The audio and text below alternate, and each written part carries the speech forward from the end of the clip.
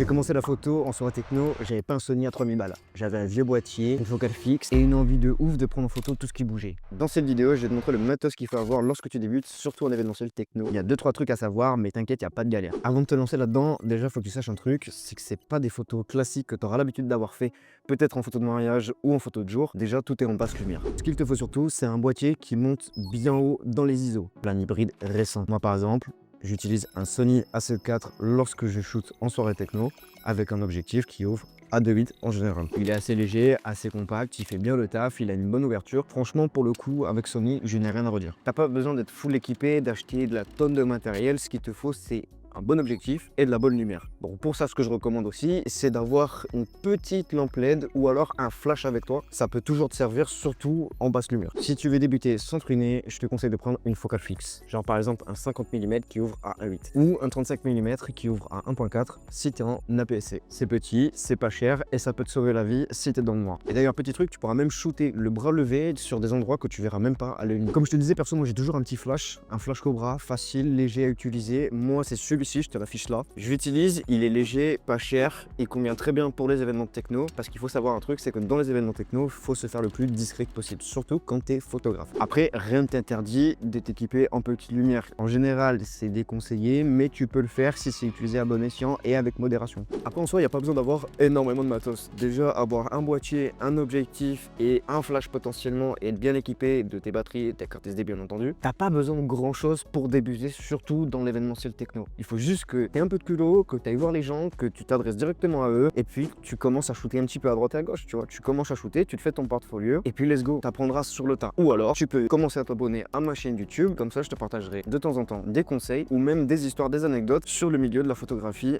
en soirée techno. Donc retiens bien que le meilleur matos, c'est pas celui qui coûte le plus cher, c'est celui que tu as toujours sur toi. Vis ta soirée, capture ce que tu peux capturer, amuse-toi, profite aussi, reste professionnel. Sois discret. En tout cas, si tu aimes bien ce genre de vidéo, n'hésite pas à me le dire dans les commentaires. N'hésite pas aussi à me dire quel est ton setup si tu shootes en soirée techno. Croyez en vous, croyez en ce que vous faites, et puis peut-être qu'on se retrouvera dans ce genre d'événement.